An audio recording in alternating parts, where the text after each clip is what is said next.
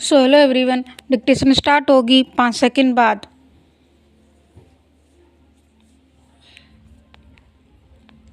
Start. उपाध्यक्ष महोदय, मुझे आशा है कि हम सब समस्याओं का सामना उन्हें हल करने और झगड़े मिटाने की भावना से अधिक शांतिपूर्ण वातावरण में तथा असंतोष को दूर करते हुए करेंगे। मुझे पूरी तरह ज्ञात है कि कोई भी समाधान सभी को संतोष नहीं दे सकता और किसी एक दल को भी पूर्णतः संतुष्ट नहीं कर सकता। इसीलिए मैंने कहा है कि हमें ऐसे समाधान खोजने चाहिए जिनसे अधिक कटुता समाप्त हो। योजना स्पष्टतः सब तरह से पूर्ण नहीं है। कोई भी योजना ऐसी नहीं हो सकती, खासतौर पर उन कठिनाइयों को देखते हुए जो हमारे सम्मुख उपस्थित हैं।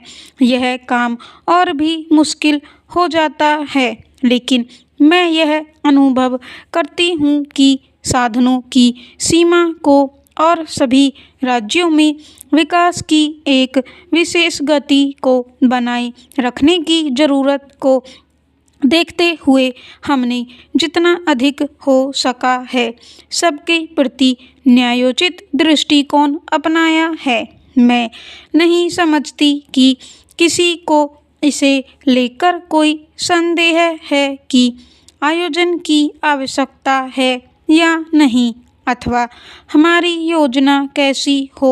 अगर हमें किसी योजना की ज़रूरत तब थी जब केंद्र और सभी राज्यों में एक ही दल की सरकारें थीं, तो आज जब कि विभिन्न राजनीतिक दलों की सरकारें हैं, हमें उसकी और भी ज़्यादा ज़रूरत है। जिस योजना पर अधिक से अधिक विचार विमर्श होगा और जिसे आम सहमति प्राप्त होगी, वही हमारे संघ के सभी घटकों को एक सूत्र में बांध सकेगी और हमारी आर्थिक सामाजिक नीतियों में सामंजस्य तथा शक्ति ला सकेगी। Paragraph change. हमारी पिछली बैठक के बाद केंद्रीय बजट प्रस्तुत किया गया है।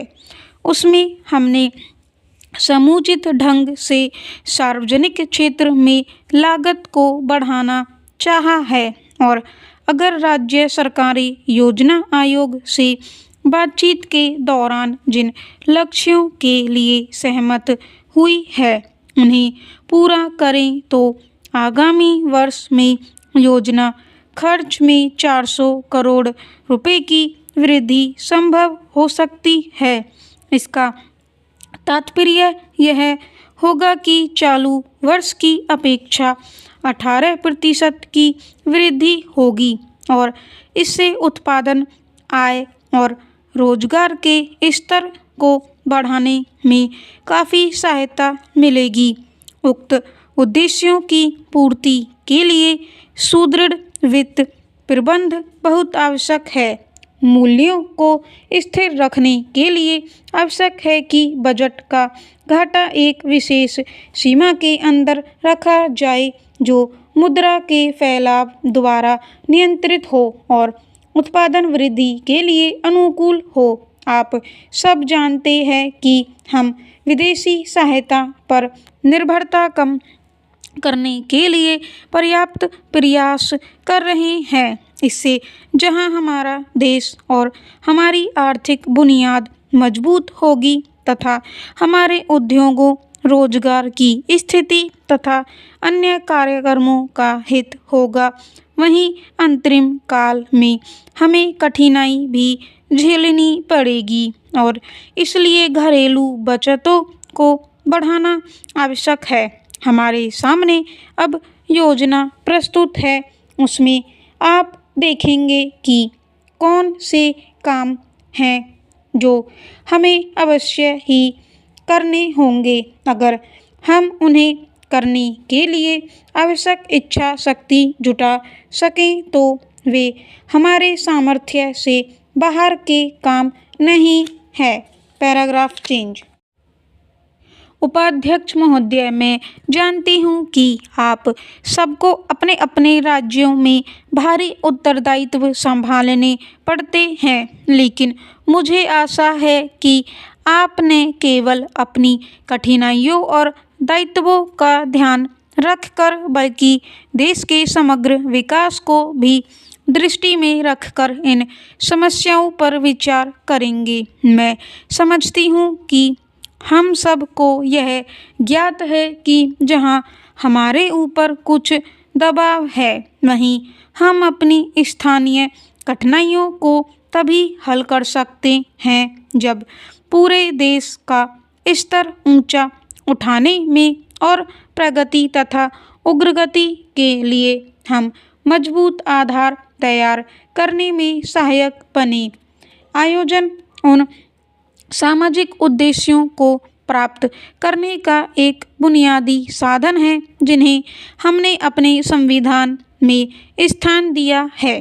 पंचवर्षीय योजनाओं के द्वारा हमने पिछले 55 वर्षों में राष्ट्रीय आय में काफ़ी वृद्धि की है और तकनीकी वृद्धि प्रगति की नींव डाली है। यह योजना हमारी कृषि को तेजी से आधुनिक रूप दे रही है और उद्योगों में विविधता ला रही है।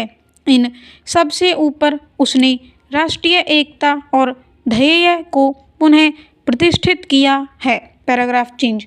1962 में और फिर 1965 में हमारी सीमा में कई किए गए हमलों के कारण हमें अपने राष्ट्रीय व्यय के स्वरूप में कुछ परिवर्तन करना पड़ा। विकास और रक्षा की आवश्यकताओं के बीच खिंचाव को दूर करने के पहले ही हमें सूखे का सामना भी करना पड़ा। विदेशी ऋणों की उपलब्धि अनिश्चित हो गई, फिर मंदी का दौर आया। इन सब के कारण हमारे सामने ज़्यादा विकल्प नहीं रह गए। हमें सूखे और अकाल जैसी स्थिति से लोहा लेने के लिए और उसके बाद के हालात से निपटने के लिए अपने साधन जुटाने पड़े। कुछ समय तक दीर्घकालीन आयोजन स्थगित करना पड़ा, लेकिन हमने प्रतिकूल परिस्थितियों से भी लाभ उठाने में सफलता पाई। हमने आयातित वस्तुओं के विकल्प देश ही में खोजे, जिससे हमारा औद्योगिक आधार और ज़्यादा व्यापक बना।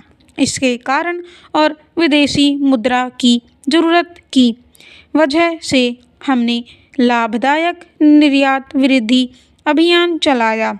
हमने विकास कार्यों में अपने निवेश के स्तर को बरकरार रखा, विशेषतः सघन कृषि के कार्यक्रमों में। अब एक नया युग आरंभ हुआ है।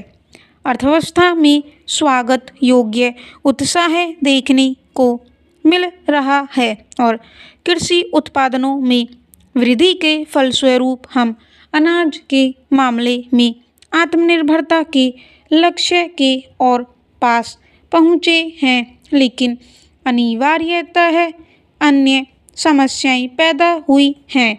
नई चुनौतियां प्रस्तुत हुई हैं।